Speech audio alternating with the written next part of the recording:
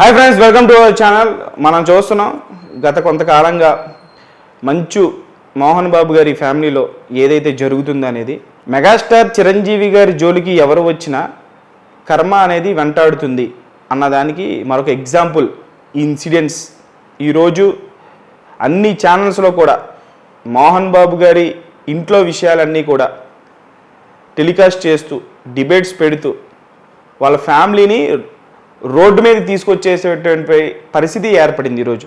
గతంలో మెగాస్టార్ చిరంజీవి గారి ఇంట్లో జరిగినటువంటి చాలా విషయాలు, ఏదైతే చిరంజీవి గారి బిడ్డ శ్రీజ గారి విషయంలో జరిగినటువంటి ఇన్సిడెంట్స్ కావచ్చు, ప్రజారాజ్యం పార్టీ టైంలో జరిగినటువంటి ఇన్సిడెంట్స్ కావచ్చు, పవన్ కళ్యాణ్ గారి ఇంట్లో జరిగినటువంటి పవన్ కళ్యాణ్ గారి తల్లిని ఏ విధంగా అయితే మీడియా ముందు తిట్టినటువంటి సందర్భాలు ఎన్నో ఉన్నాయి. ఇలా రకరకాలుగా కొన్నేళ్లగా మెగా ఫ్యామిలీ మీద మీడియా ప్రతినిధులు, పెద్ద పెద్ద ఛానల్స్ అన్నీ కూడా వాళ్ళ ఫ్యామిలీ విషయాలు తీసుకొచ్చి రోడ్డు మీద పడేసి చాలా బ్యాడ్గా ప్రొజెక్ట్ చేసి,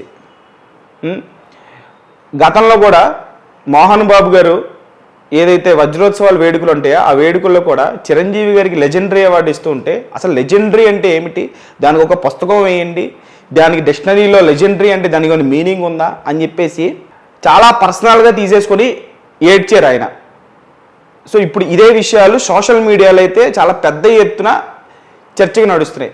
కర్మ అనేది ఒకటి ఉంటుంది, ఎవరిని వదిలిపెట్టదు. చిరంజీవి గారి ఫ్యామిలీ మెంబర్స్ని, ఆ ఫ్యామిలీ హీరోస్ తాలూకు పర్సనల్ విషయాల్ని టార్గెట్ చేస్తే ఆ కర్మ అనేది మళ్ళీ వాళ్ళకి తగులుతుంది అని చెప్పేసి.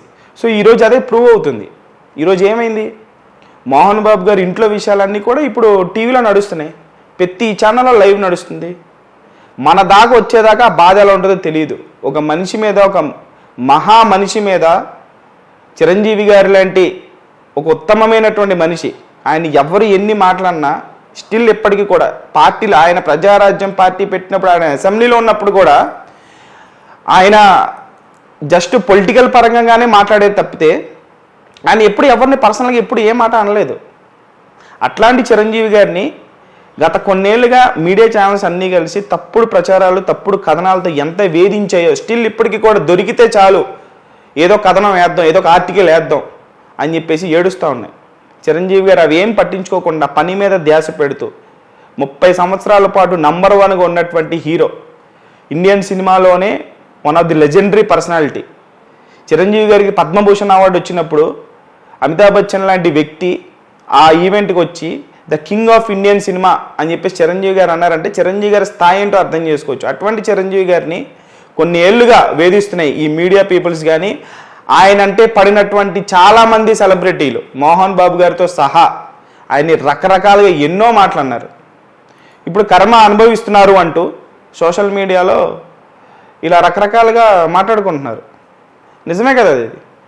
మోహన్ బాబు గారు గతంలో చిరంజీవి గారి గురించి చేసిన కమెంట్స్ కావచ్చు, దాని తర్వాత వాళ్ళు ఫ్రెండ్స్ అయిపోయారు. కానీ గతంలో చేసినటువంటి కమెంట్స్ ఇవి వెంటాడతాయి కదా. మన ఫ్యామిలీ దాకా వచ్చేటప్పటికి ఆ బాధ ఎలా ఉంటుంది అనేది ఈరోజు అందరూ చూస్తున్నారు. సో ఈ యొక్క విషయం మీద సోషల్ మీడియాలో అయితే గతంలో ఎవరెవరైతే చిరంజీవి గారిని ఎన్నెన్ని మాట్లాడినారో వాళ్ళందరూ కూడా పాతాళంలోకి వెళ్ళిపోయారు. ఆ బాధని వాళ్ళు మళ్ళీ అనుభవించారు. దీన్నే కర్మ అంటారు. దేవుడు అనేవాడు ఉంటాడు, అన్నీ చూస్తూ ఉంటాడు అని చెప్పేసి ఇలా పెద్ద ఎత్తున మెగా అభిమానులు కూడా ఎవరిని కర్మ వదిలిపెట్టదు అని చెప్పేసి ఇలా రకరకాలుగా కామెంట్స్ చేసుకుంటున్నారు. ఏదేమైనప్పటికీ అందరూ బాగుండాలి, వాళ్ళు ఫ్యామిలీ కాబట్టి వాళ్ళు మళ్ళీ కలిసిపోవాలి ఫ్యామిలీ మెంబర్స్ అందరూ అని చెప్పేసి కోరుకుందాం అని చెప్పి చిరంజీవి గారు నేర్పించినటువంటి సంస్కారం మాకు అదే అని చెప్పేసి ఇలా సోషల్ మీడియాలో మెగా అభిమానులు అందరూ కూడా మాట్లాడుకుంటున్నారు ఈరోజు.